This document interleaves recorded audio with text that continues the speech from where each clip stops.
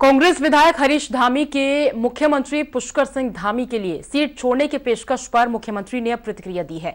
उन्होंने ये कहा है कि हरीश धामी की सद्भावना के लिए धन्यवाद और अपने चुनाव लड़ने के बारे में मुख्यमंत्री धामी ने ये कहा है कि मैं चुनाव कहां से लड़ूंगा ये पार्टी तय करेगी। कर्मकार बोर्ड से पिछले कार्यकाल में हुई वित्तीय अनियमितता और विवाद को लेकर एसआईटी जांच के आदेश पर मुख्यमंत्री धामी ने यह कहा है कि जहां भी सरकार को लगेगा कि गड़बड़ी हुई है तो वहां सरकार जांच कराएगी।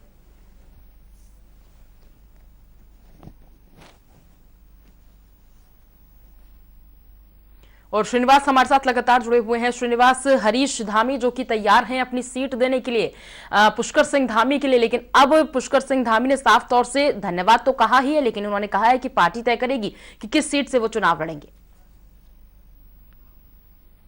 क्योंकि मुख्यमंत्री पुष्कर सिंह धामी चुनाव हार गए थे, उसके बावजूद उनको मुख्यमंत्री पद की कमान दी है केंद्रीय नेतृत्व ने, तो जाहिर सी बात है उनको 6 महीने के बीच में विधानसभा का उपचुनाव जीतना है और उपचुनाव जीतने के लिए कोई सीट उनको खाली करानी पड़ेगी, चाहे वो विपक्ष के विधायक से करें या फिर भारतीय जनता पार्टी के विधायक उनके लिए सीट खाली करें या कोई निर्दलीय विधायक सीट खाली करे। ये अलग बात है कि उत्तराखंड का इतिहास 2007 के बाद से अगर देखेंगे तो विपक्षी खेमे के विधायक को तोड़ करके अपनी जो विधानसभा में सदस्यों की संख्या है उसको कम करने के बजाय दूसरे को तोड़ करके एक सीट को बढ़ाने का ही हमेशा से इतिहास रहा है। चाहे जनरल खंडूड़ी ने टीपीएस रावत को तोड़ करके चुनाव लड़ा हो या फिर हरीश रावत ने बकायदा हरीश धामी की सीट पर चुनाव लड़ा हो, तो इस तरीके की परिपाटी रही है। और इसी कड़ी में अगर हम बात करें तो इसी कड़ी में जिस तरीके से मुख्यमंत्री पुष्कर सिंह धामी के लिए भारतीय जनता पार्टी के तमाम विधायक एक के बाद एक सामने आकर के सीट छोड़ने का दावा कर रहे हैं, और सीट छोड़ने की बात इसलिए भी की जा रही है क्योंकि उस क्षेत्र की जनता ने उनको विधायक बना करके भेजा है, जनप्रतिनिधि बनाया है।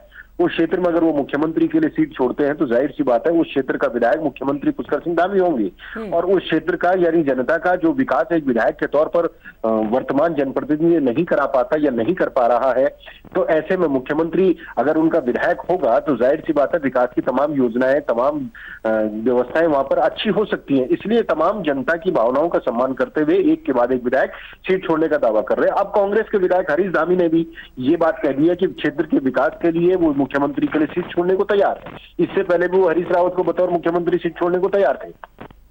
और हालांकि अब ये पुष्कर सिंह धामी को तय करना है कि उनको चुनाव किस सीट से लड़ना है। क्या हरीश धामी की सीट से चुनाव लड़कर के अपने विधायकों की सीट बचाने में वो कामयाब हो जाएंगे, ये फैसला उन्होंने केंद्रीय आलाकमान के ऊपर छोड़ा है। केंद्रीय आलाकमान जहां से भी उनको चुनाव लड़ाना चाहेगा वो चुनाव लड़ेंगे, ये बात उन्होंने सामने रखी है। लेकिन ये बात सच है कि अब कहीं ना कहीं कसमकस तेज होगी। भारतीय जनता पार्टी के विधायक भी सीट छोड़ने को तैयार है, विपक्ष के विधायक भी सीट छोड़ने को तैयार है। फैसला मुख्यमंत्री को करना है कि वो किस सीट से चुनाव लड़ेंगे। लेकिन पूरे समीकरण में आम जनता की उम्मीदें सिर्फ यही होगी कि उनके क्षेत्र का विधायक अगर कोई हो तो वो सीधे तौर पर मुख्यमंत्री हो, ताकि विकास की तमाम योजनाएं उनके क्षेत्र में मिले।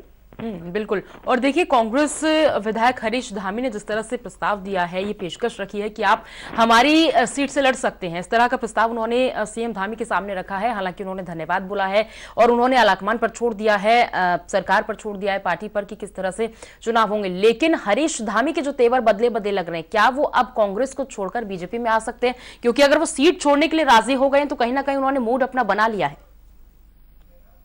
देखिए, सीट छोड़ना अलग विषय है और दल में शामिल होना अलग विषय है। लेकिन ये अलग बात है कि कांग्रेस में अंतर्कलह इतनी ज्यादा चल रही है कि तमाम विधायक एक दूसरे से दूरी बना रहे हैं। भले ही नेता प्रतिपक्ष या नवनियुक्त प्रदेश अध्यक्ष लोगों को मनाने का, विधायकों को मनाने का काम कर रहे हैं, दावा भी कर रहे हैं, लेकिन अभी ये हकीकत नहीं है कि तमाम विधायक जो रूठे हैं वो रूठे हैं।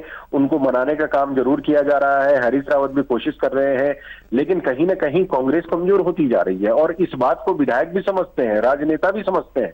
उनको ऐसा लगता है कि कांग्रेस का जो आगामी भविष्य है वो काफी दूर तक उनके हाथ से निकल चुका है, और ऐसे में अगर वो भारतीय जनता पार्टी में शामिल होते हैं या मुख्यमंत्री के लिए सीट छोड़ते हैं तो जाहिर सी बात है कि उनको भी सम्मान मिलेगा, तवज्जो मिलेगी, और तवज्जो उनको कांग्रेस में रहते हुए नहीं मिलने वाली है। इस बात को विधायक समझते हैं, गाहे बगाहे बात भी करते हैं, भले ही वो सार्वजनिक मंच पर न कह रहे हो, लेकिन ऑफ द रिकॉर्ड कई बार कई विधायक हमसे ये बात कह चुके हैं कि केंद्रीय नेतृत्व या प्रदेश नेतृत्व ने संगठन को मजबूत करने के बजाय संगठन को तोड़ने का काम किया है। ऐसे में उनको जहां पर विकल्प लगेगा वो उस विकल्प को चूज करेंगे और उस विकल्प के रास्ते पर आगे बढ़ेंगे। लेकिन आने वाले दिनों में जो नाराजगी है वो ग्राउंड पर किस रूप में सामने आएगी पूजा, ये देखने वाली बात होगी। बिल्कुल, देखिए किस सीट से लड़ेंगे चुनाव सीएम धामी, ये तो देखने वाली बात होगी। लेकिन ये सीएम धामी की लोकप्रियता ही कहलाएगी कि विपक्षी पार्टी के विधायक यहाँ पर अपनी सीट छोड़ने के लिए राजी हो गए हैं सीएम के लिए। बिल्कुल, ये बड़ी बात है। अभी तक ये चीजें हिडन होती थी, यानी मुख्यमंत्री की सीट से चुनाव लड़ेगा, उससे पहले संगठन की कहीं ना कहीं विधायक को तोड़ करके या विधायक को हटा करके सीट खाली कराता था। पहली मर्तबा उत्तराखंड में ऐसा हो रहा है कि विपक्षी विधायक खुल करके सामने आकर के कह रहे हैं कि क्षेत्र की जनता के कहने पर और क्षेत्र के विकास के लिए वो मुख्यमंत्री के लिए सीट छोड़ने को तैयार है। तो आप इस बात का अंदाजा लगा सकते हैं कि मुख्यमंत्री की लोकप्रियता कहे या क्षेत्र की जनता का दबाव कहे या विकास की योजनाओं को ले जाने की महत्वाकांक्षा कहे, तो ये एक अच्छा संकेत मुख्यमंत्री के लिए और भारतीय जनता पार्टी के लिए है। ठीक है, आप बने रहे श्रीनिवास हमारे साथ, आपसे आगे भी हम जानकारी लेंगे।